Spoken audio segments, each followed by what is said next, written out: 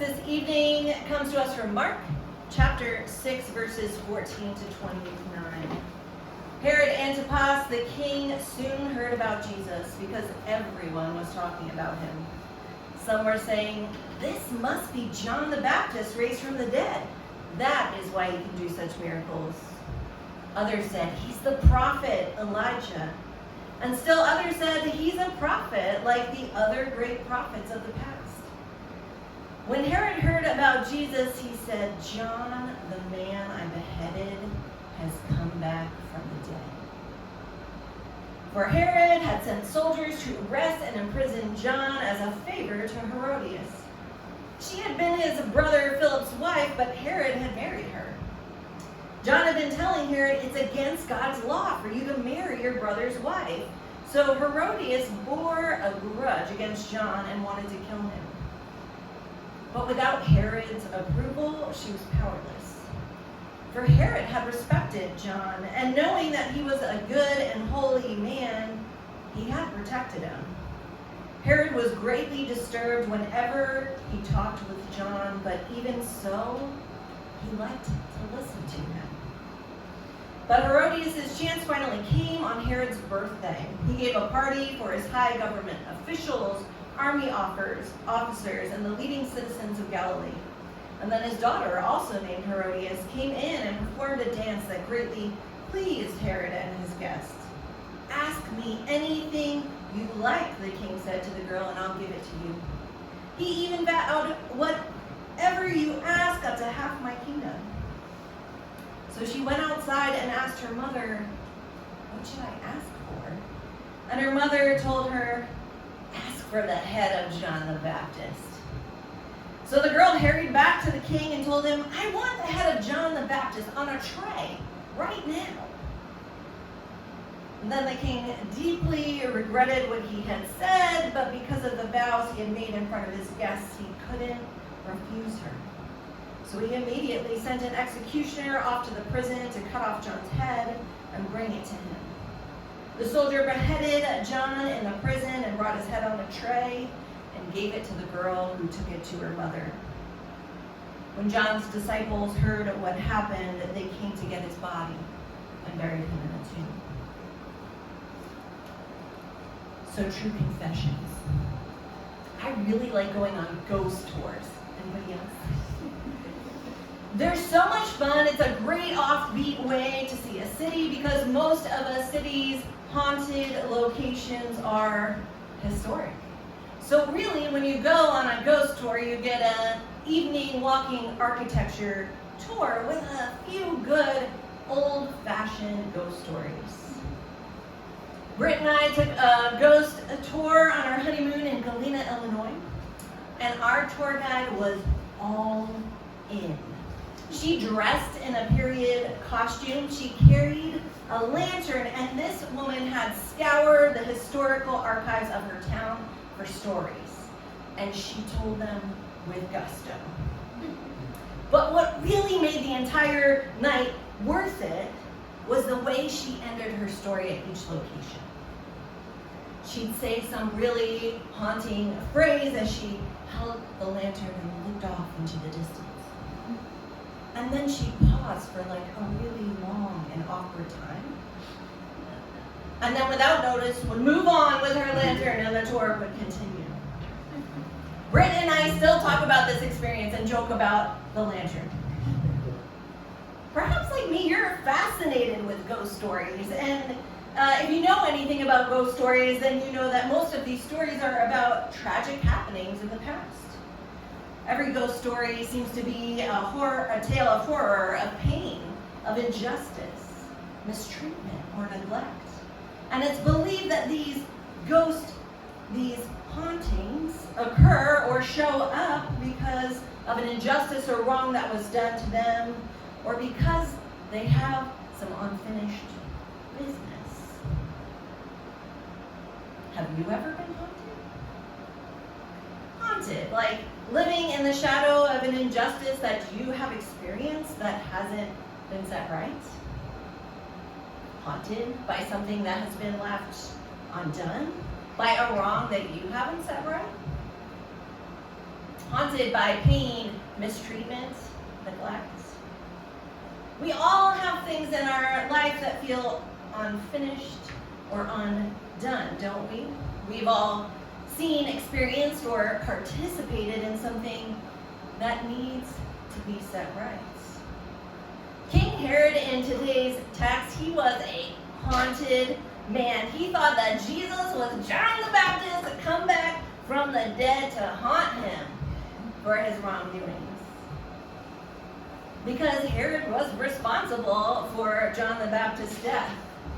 John had been speaking out against Herod, saying, you shouldn't have married your brother's wife after the divorce, because in Jewish law, that's a big no-no. It would have been considered incest. And John's words of judgment bothered Herodias, Herod's new wife, much more than they seemed to bother Herod. But happy wife, happy life, right? Herodias was the reason John had been arrested and been put in jail. She wanted him to be killed, but Herod just thought, John is a righteous and holy man, so I'll protect him, kind of, by putting him in jail instead of killing him. That was until he had to make good on a promise to his wife's daughter. Because Herod had thrown a party and his daughter's dance for the occasion had pleased both his guests and himself so much that he promised to give her whatever she wanted. So after consulting with her mother, here we have it. John the Baptist's head on a platter immediately. And even though Herod knew it was wrong, and even though he knew John was a righteous man, he kept the promise he had made to his daughter by having John killed and his head put on that tray. And Herod knew that he was responsible for the death of a holy man. He had been foolish. And instead of doing the right thing from the start and living out of his convictions, he had taken the much easier path and made decisions that made other people happy instead. And now those decisions were haunting him. So much so that he was on the lookout for John the Baptist to come back from the dead and get him. And sometimes you and I are haunted too, right? Haunted by things we had the power to change but didn't. Haunted by things that we didn't have the power to change and had to experience. And if we're honest, like Herod, at times you and I can struggle to do the right thing because it's so much easier to go with the flow or to do what culture expects of us or to do what serves us best. Now, John lived this counter-cultural and brave life, and it landed him in trouble with lots of people in power, including Herod. And Jesus' life and ministry were the same. He defied and upset the religious elite in order to bring hope and healing to the people who were on the fringes, the ones who felt disenfranchised by religion. And this is why Herod was worried that Jesus was John, come back from the dead to get him. And even though we're often inclined to behave more like Herod than Jesus or John, we are often inclined to take the easier route. That road not taken is a road that can often leave us haunted, just like Herod was. And we can be haunted for different reasons, because of the things that have been done to us, the things we have been done to others, and because of the things we didn't do and we should have. And friends, we've all been in situations where we wished someone would have spoken up for us, where we wish someone would have done the right thing. And all of the injustices that we've experienced, the apologies that we will never receive, the things that we have done or we have left undone, they can all leave us haunted. And just like our story today, the things that haunt us can feel like they're coming back to life again sometimes, can't they? In different situations or in different people, reminding us of the harm that had been done to us or that we had done or that we allowed to happen to others all over again. And it's haunting, and it's painful. Most of us know why we're haunted. We know what it was that was left unfinished. We know what it was that was left undone. Even as I have grown in my faith and understanding of the biblical text, know that my beliefs have changed. And sometimes I am haunted by the things that I believed or I taught in the past that I now believe to be wrong and harmful. And because of this, when I am presented with the opportunity to apologize for any harm I have caused, I do it. Because I don't want to be haunted by my past. And because of that, when I am presented with an opportunity to stand up and speak for the truth today, I try to be brave enough to do so. Because if I don't do the right thing, if I choose my comfort over what I think is right, I know that I'm going to be haunted by it. I also think we can experience like collective or corporate hauntings too. I think we can be haunted by the things we as a community allow to go on because we're too afraid to stand up against them. I mean, our country is haunted by the displacement and genocide of indigenous peoples, by Jim Crow laws, by our slave-owning past, by the 13th Amendment, by the prison industrial complex. We're haunted by the prevalence of violence and war and genocide and hunger and poverty and all the ways that our inactions contribute to it. And the Church Universal is haunted by its struggle to affirm and love LGBTQ individuals and see them as people created in the image of God and loved by God, by its inability to confront the acts of emotional, physical, and sexual abuse that have taken place within its walls, by both its members and ministers. And the church is haunted by the abusive powers of pastors that have left many congregants unwilling to walk through the doors of a church again. We are haunted. And the church will continue to be haunted until it repents. That means until it reorients its life towards God and what God has for us and what God calls us to. Until we change our way and work for the flourishing of all people, even if it's unpopular. And here's the thing about haunting, friends.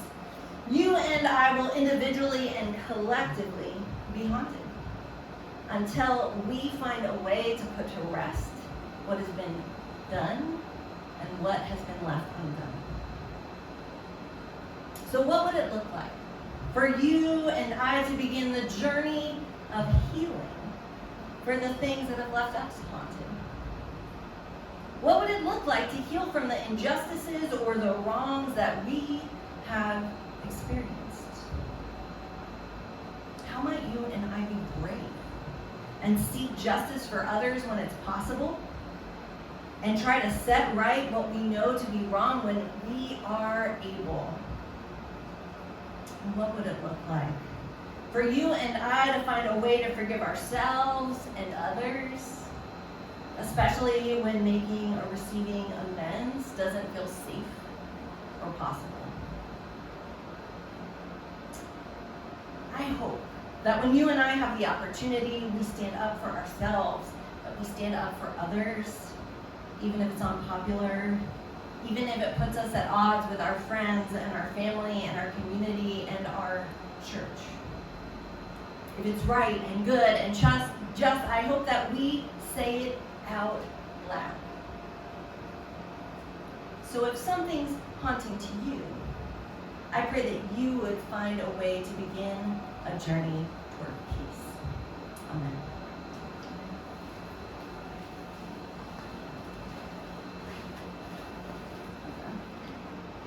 Bad hand up. There you go. Hello, friends. My name is Brittany Tang. My pronouns are he, him. And I'm going to talk to you today about a bad decision I made. I'd like to tell you that I always made the right decision. I always knew how to say the right thing. Always was there doing the right thing at the right time. And nothing that was dumb, inappropriate, or wrong. But that would be false. I've made a lot of bad decisions. A lot. I have said dumb, inappropriate, and wrong things. Maybe made a choice with my finances where I maybe spent a little more than my income allowed. Maybe I caused my boss and other coworkers headaches when I made a mistake at work. And let's not even talk about dating. But I try not to dwell on these past mistakes because it doesn't do any good to think about that and have it harbor you. And so, over time, a lot of those you kind of forget about. They're kind of minor, anyway and whatnot. And you can even laugh about some of them. But today, I want to talk about one that kind of haunts me a little bit. It's something that I think about even though a lot of time has passed. But when I was in high school, I worked at a department store. It's like one of these where you go in and you can have a section on toys and a section with jewelry and a section with kitchen appliances and another section with clothes. One of those. And I was just kind of there as a stalker, cashier, brought stuff from the back, whatever they needed me to do actually. And one day I needed to get a book bag for school. My book bag that I had worn out, and so I went and got one. But I was in the toy section, and at the time, I don't know if you all remember this, but there were these 3D puzzles that were really popular. And I love those. I love doing puzzles, and the 3D ones added a whole different element to it. But there was one that I kind of had my eye on, but didn't quite have the money for it. So when I got my book bag, and I don't know if you all had a book bag, but there is space in there to put stuff in. And I might have put this puzzle inside there and then bought the book bag and not paid for the puzzle. I'm a thief. And not in a good way, not Ocean's 11 either. And so I paid for it, and I was nervous the whole time. I mean, I'm someone who really tries to be a people pleaser and toe the line, always do the right thing. And I went and bought it and walked away, and nothing happened. I walked away and had that puzzle. But ever since I did that, I always felt bad. I knew it was wrong, and yet, even though this thing was probably $5 or $10, it wasn't even like that much money. But to me, it was the thought that I couldn't believe that I did this. And so I still think about that today. And although I'm not worried, I mean, this was like 25 years ago, so there's probably a statute of limitations have passed. The place is no longer in business. I think half the people I work with are probably, unfortunately, passed away. But that being said, I still feel bad about it. And I think back to that time, and I look at it and say, this is something that I recognize that I did, and it was wrong. But I also have to realize that I need to forgive myself for that. And so my advice to you all today is that if you have something that haunts you, pray that you ask for forgiveness and realize that there's nothing that you can do to go back and change it now. But hopefully you can learn from that and move forward and not make the same mistake again.